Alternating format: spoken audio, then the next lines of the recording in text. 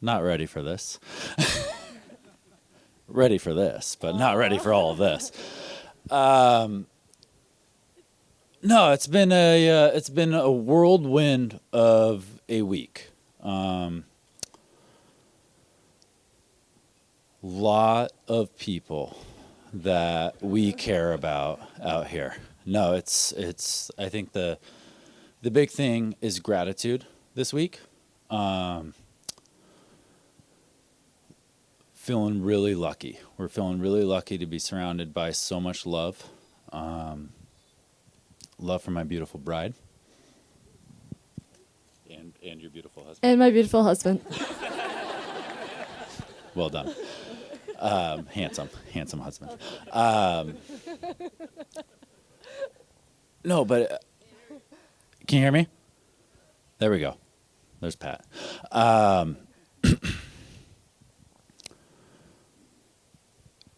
A lot of gratitude for having so much love directed towards us, and a lot of thought into like what is a wedding about. It's not just about Cassandra and I. It's definitely a lot about us, but it's not just about us. It's about all the people that have had such a big impact on our lives up to this point, and us conjoining together. And it's really an amazing experience to see so many faces.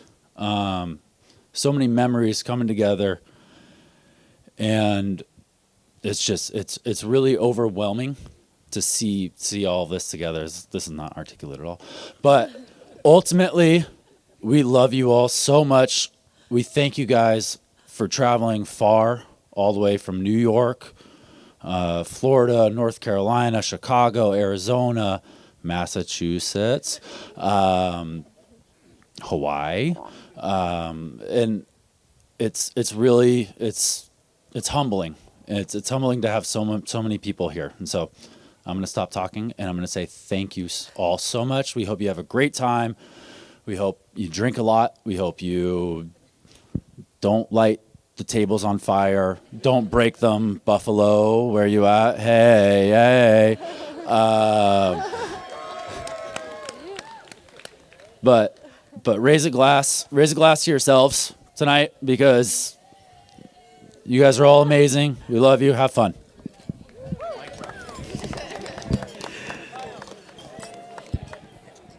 All right, on that note. I'm Sarah. I'm Cassandra's older sister.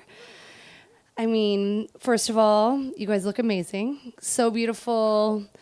What a great job. The planners, the caterers, it looks fantastic, all of it. So thank you, everybody, for your hard work involved in planning. You knocked it out of the park. So for those of you that don't know, Cassandra and I only got to meet a few years ago, so we're newer in each other's lives. So doing the maid of honor speech as the big sister, I obviously felt an obligation to do all of those big sister things. And exactly. So I was brainstorming, and I was thinking, how can I really roast her and embarrass her without having physical evidence? So I was thinking maybe Marcus. I'm going to bring Marcus in. We're going to have photos of all your bad haircuts and just any embarrassing childhood stories. And then I was thinking, that's not nice.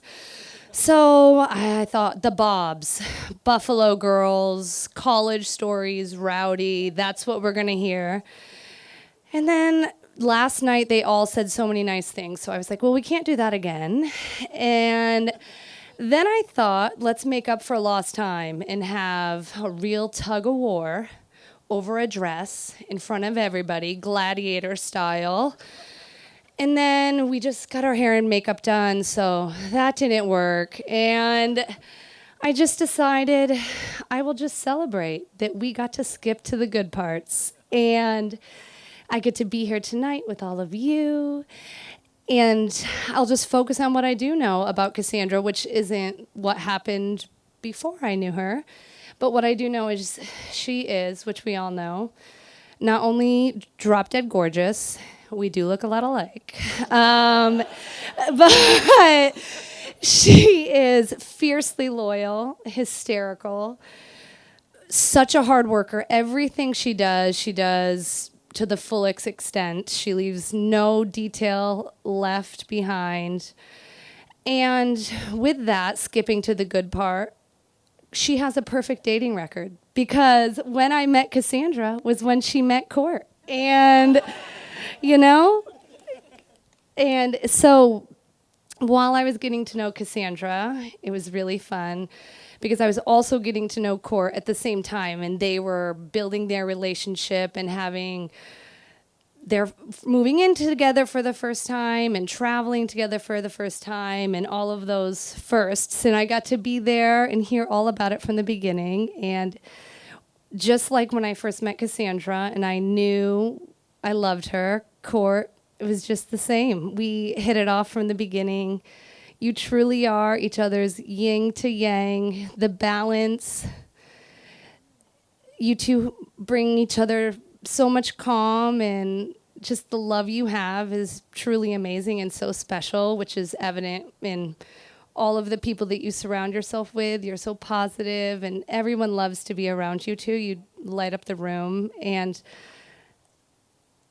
I really am so happy to be here and be a part of your lives. And I'd love if we could just toast the Koenigs to... We love you guys. Cheers. To a great night. Ladies and gentlemen, another round of applause again to our maid of honor, Sarah, for that great speech. All right, next up we have a recorded speech that comes by way of our best man, who happens to be Ryan, Cort's brother, who couldn't make it here tonight, so he wanted to send a special speech to these two. So I'm going to play it now for you guys. Hello, everyone. For those who don't know me, I'm Cort's older brother, Ryan. I look a lot like Cort, just picture a lot more hair and much better looking. It's true. People tell me that all the time. And for those who do know me, great to virtually see you all. You all look fantastic, and what an amazing venue it is here at the Encinitas Botanical Garden. Shan, you look stunning. What a beautiful dress. Mike, looking dapper as always. Cassandra, what a beautiful bride. I can picture all of you, and I'm so disappointed that I'm missing out on this. The universe is crazy, and the circumstances are what they are, so we'll make the best of it with a virtual best man speech. So the truth is, Cort had to pick me because he has no other friends, and I just happen to be his older brother. And to rub salt into the wound, little did he know that I wouldn't even show up to this thing. The silver lining here is that I am comfortably sitting here in my board shorts, flip-flops, and tuxedo shirt to get into the wedding mood. I pushed hard on the tuxedo shirts for the wedding party, but got a hard no. So who has the last laugh now, CJ? I'm sure you all are sweaty, itchy, uncomfortable in your tan suits, and you should have listened to me. So today I'm going to take you all on a journey on the story of my little brother. We call him CJ, Siege, Cort Jameson Koenig, Corty, or just plain Cort. It all started back on a glorious Pacific Northwest morning in 1986 when Mike and Shan Koenig, our lovely parents, told me the big news. Hey Rye, guess what? You're getting a little baby brother. I was uncontrollably excited. I get a baby brother? A best buddy? Someone who I can play with all the time?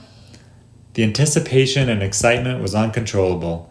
A live-in friend just for me. Finally. And then came Cort. It wasn't exactly as I had imagined as a 7-year-old. This kid came into my world like an out-of-control disaster of a wrecking ball. The temper tantrums were epic.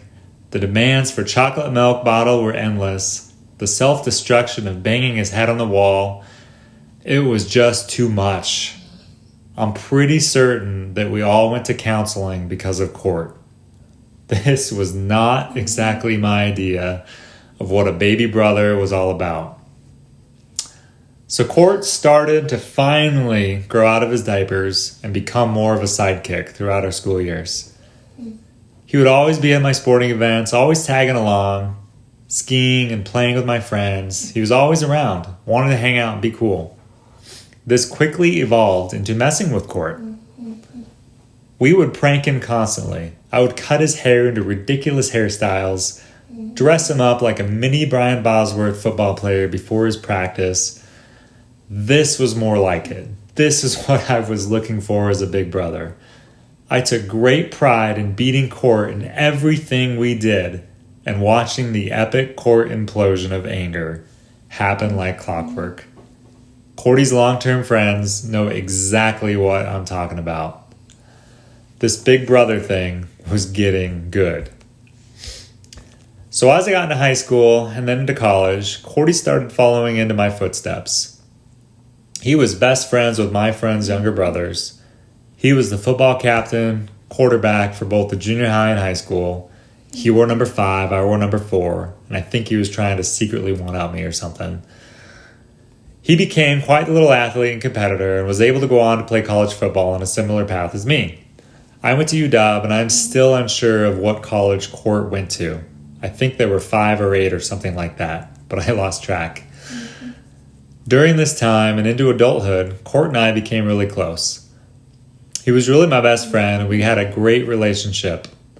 Next thing you knew, he was moving to the Denver area about a mile down the street from Jonna and I. It was so great hanging out with him, going mountain biking, going trail running, going skiing, watching football games. It was awesome. Until Cort realized one day, oh my gosh, I moved to Menver. Menver is a real thing where the ratios are not quite as favorable for the male demographic. So Cort made a pivot and he decided to move to San Diego. We were all so sad to see him go, but knew it would be the best thing for him in the long term.